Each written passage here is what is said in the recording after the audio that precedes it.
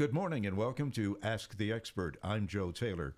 This morning, another in the ongoing series of programs presented by the Northwest Regional Key Program for Quality Early Learning. The program, through the Northwest Institute of Research, oversees a grant from the Office of Child Development and Early Learning at the Pennsylvania Department of Human Services and the Department of Education. The goal of the program is to improve the outcomes for young children as they prepare for school. John Posa is a community partner specialist for the program, and he's here with us throughout the series. Well, John, you have a guest for us this morning from North Carolina, right? That's right, Joe. We're pleased to welcome this morning Pam Winton. Pam is the Director of Outreach for the Frank Porter Graham Child Development Institute, which is based at the University of North Carolina at Chapel Hill.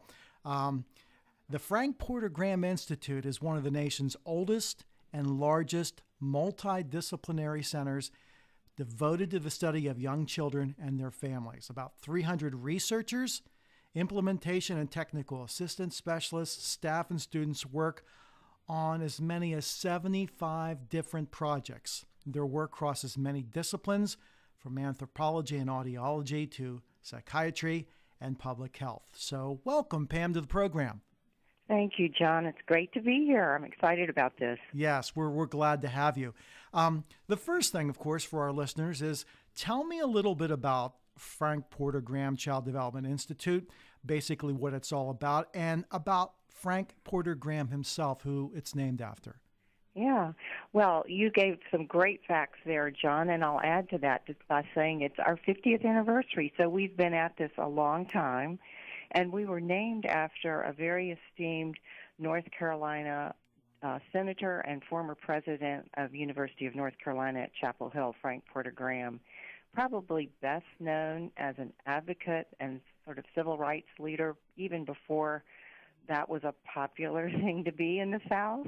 And so we look to him because he does represent so much of the kind of work we do, which is focused on young children of all sorts, but particularly those who are at risk or are vulnerable because of poverty or disabilities or other risk factors.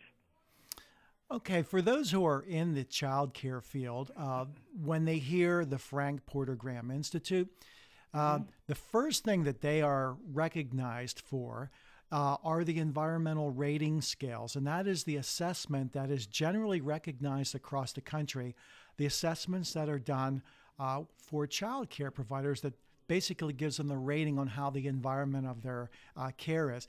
Tell me a little bit about how what we call the ERS is for short, for those in the field, but how the environmental rating scale came to be and how the Institute sort of put its nameplate on it.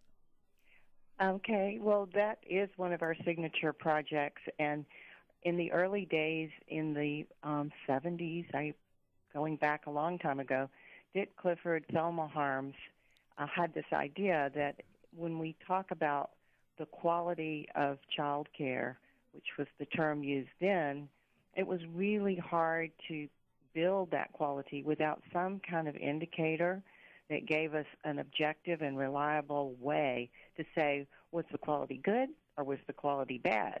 And so they worked very hard through foundation support in those early days to develop what is now a whole family of rating scales focused on early childhood, infant-toddler as well, and school-age aftercare programs. And so that work has continued over the years, as you've noted, and has been very significant across not only the country, but the globe. I saw Thelma last week, and she was reminding me, I think she said, I'm not going to get this number right, but I almost want to say 32 different countries have translated the rating scales into their home language. So it has had a huge impact on helping us advance the level of quality because it gives us an indicator, an objective, reliable indicator that we can base improvements upon.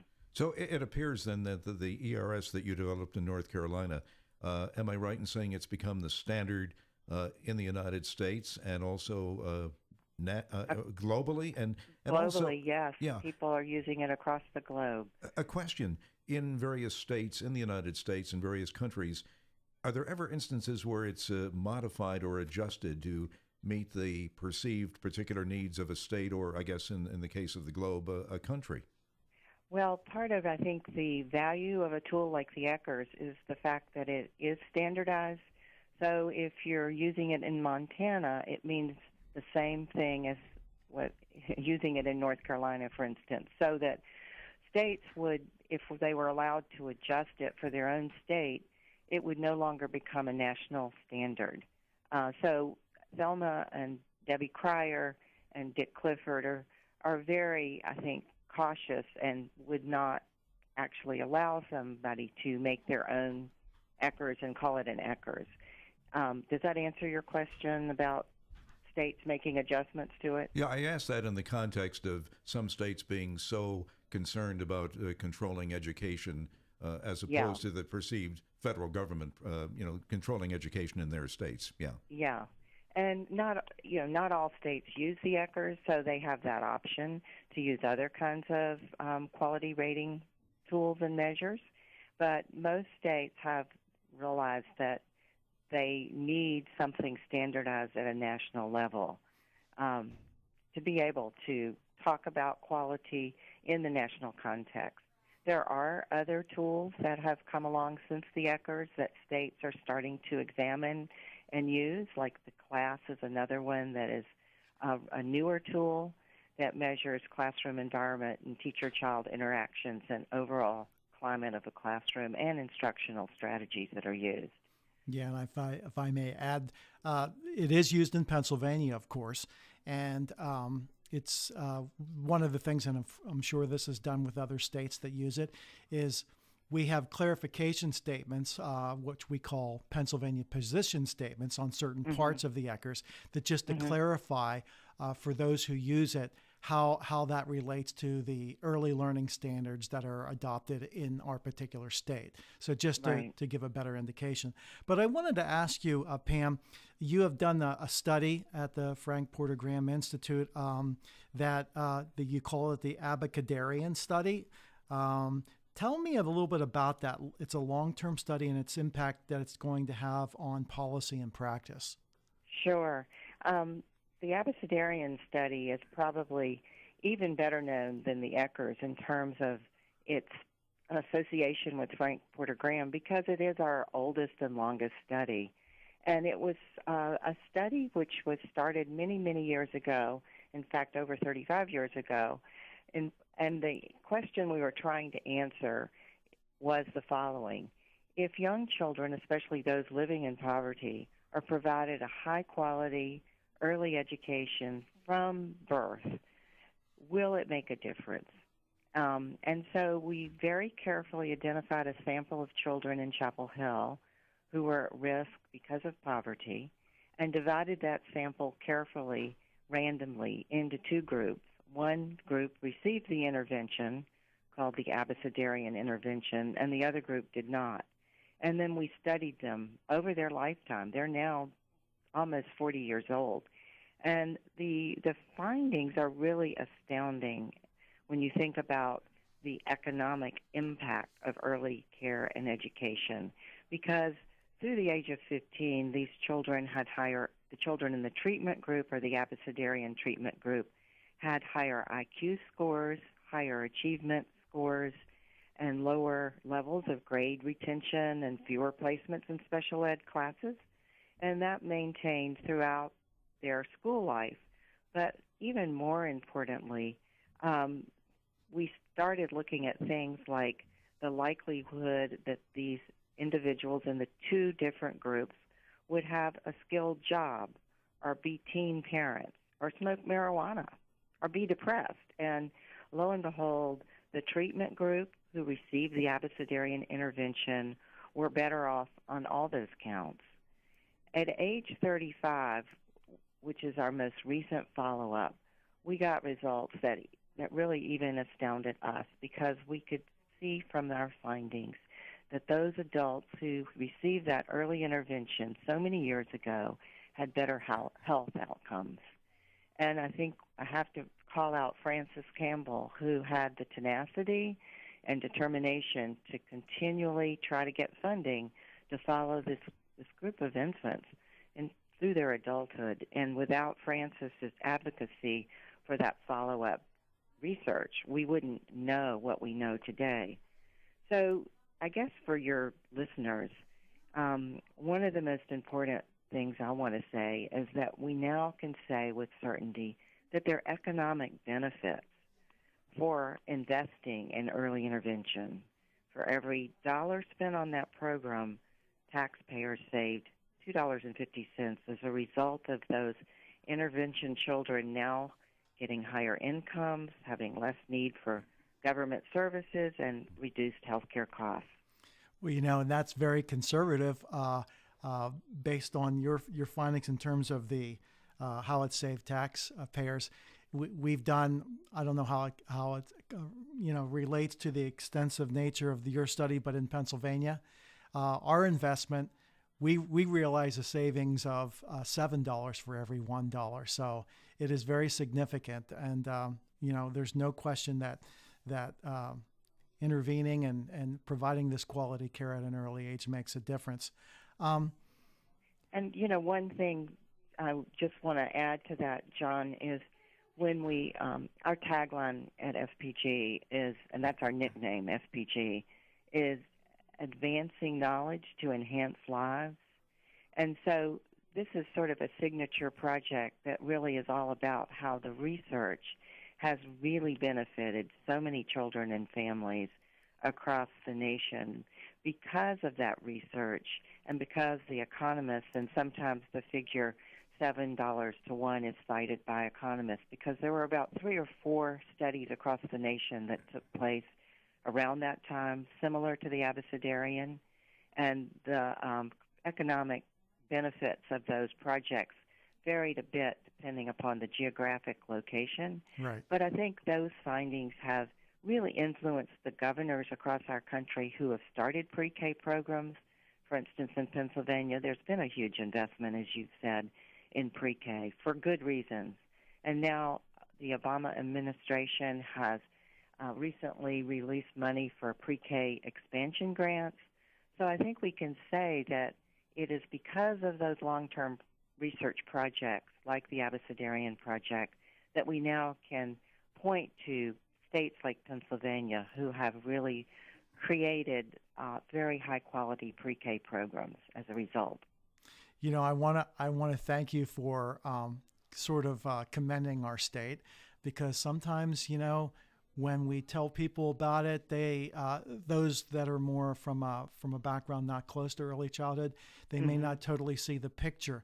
But knowing that it's coming from a well-respected and well-known research institute like Frank Porter Graham, it says a lot. And unfortunately, social welfare programs are often the first programs on the chopping block for economic purposes for today, without looking at the benefits down the road. I hope you're lobbying, I'm sure you are, effectively and aggressively for this type of investment. Yeah, I think we've received a lot of help from economists lately. James Heckman, who's a Nobel Prize winner, yes, recently released a report on the economic benefits. And, he has no dog in this fight. He's just an economist looking at facts. And he said things like, my goodness, this is probably the best investment our country can make right now. It's just common sense that you would want to invest in early childhood. So that's the kind of advocacy that really helps us. It's objective, it's reliable. It's a person who has no reason to say this except for the fact that he's an economist, and this is very logical, rational conclusion from his analysis. The Institute is known for the focus on applied research that makes a difference for young children. We know that now, especially those at risk for poverty, as you had mentioned. Aren't you also known for your work with children with disabilities as well? Yes, John, we are, and I think that makes us very unique because we're situated right there in the sweet spot where we are concerned with both children with disabilities and those who do not have recognized disabilities but who may be at risk because of other reasons. So we studied early intervention for a long time, and we know that has an economic benefit as well. For instance, intervention for children with autism can save over $2 million during the course of that person's life. We also have a strong interest in the concept of inclusion because we feel like it's an essential component of high-quality education and care. And what do you mean by inclusion exactly, just so our listeners understand that term?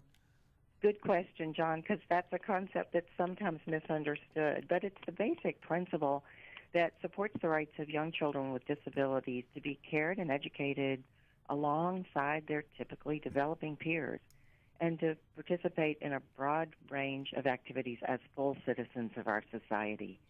And we, in this country, we have this whole, history of democracy and that every citizen in our country has the rights to education and full participation in society.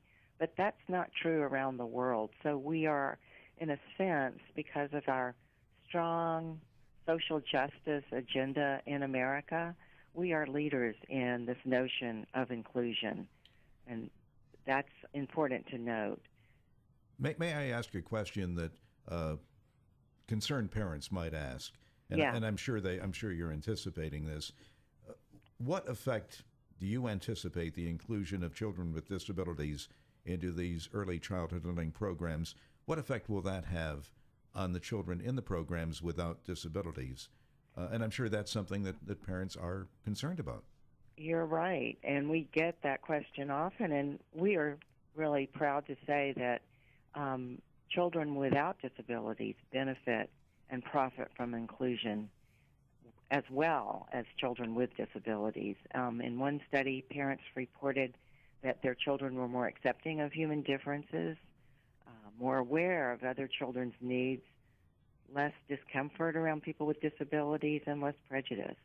So I think that we see inclusion as benefiting each and every child. It's also important to note that families who've experienced inclusion view it in a positive light. Now, I know that Frank Porter Graham Institute sponsors an Early Inclusion Institute. Mm-hmm. There was a report that came out from the federal government, from the US Departments of Education and Health and Human Services, which is somewhat groundbreaking. Can you comment a little bit about what the report indicated? The report was really groundbreaking. It was so exciting to have it rolled out at our National Early Childhood Inclusion Institute. And basically, it supported and built upon an earlier position statement from the two national professional organizations in early childhood. But essentially, what it really conveyed is that inclusion is a national priority.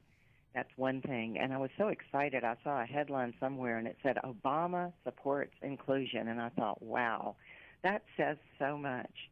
But it also made it clear that there are multiple factors that must be in place for inclusion to really be effective. And you guys have probably seen in the media or heard parents say, or teachers say, we tried inclusion in our district, and it just didn't work. So we're not doing that anymore. And I guess one of the points I want to make is, and it's clearly stated in this new policy statement on inclusion, inclusion works when it's done well. It does not necessarily work without certain critical features in place. And so it means more than just allowing children with disabilities to come and be in a classroom. That's not inclusion unless the teacher and the child get adequate support to fully participate in that early learning environment, meaning modifications and accommodations are made to support their participation, that a wide range of evidence-based strategies and approaches are used so that they can engage actively in learning activities with their peers and with other adults. So that's an important piece. And if those support structures are not in place, like the professional development for the teachers, opportunities to collaborate with families and other specialists who can support the teacher in implementing high-quality inclusion, then inclusion is not going to work. Now, this is a policy statement by the U.S. Department's Health, Human Services, Education. How binding do you anticipate this would be on programs within the various states? Well, it's a policy statement, and what I would say it is not is a set of new regulations and laws. But there are already many laws in place that support inclusion, a primary one being the American with Disabilities Act, which is all about ensuring that people with disabilities have full access to all public facilities, organizations, institutions, programs, meaning child care programs particularly, cannot exclude a child with disabilities for any reason. And they have to ensure that they can that they can make some reasonable accommodations and then include the child. So there are situations where a child's disabilities might be so significant that they are unable to participate in a regular early care and education environment.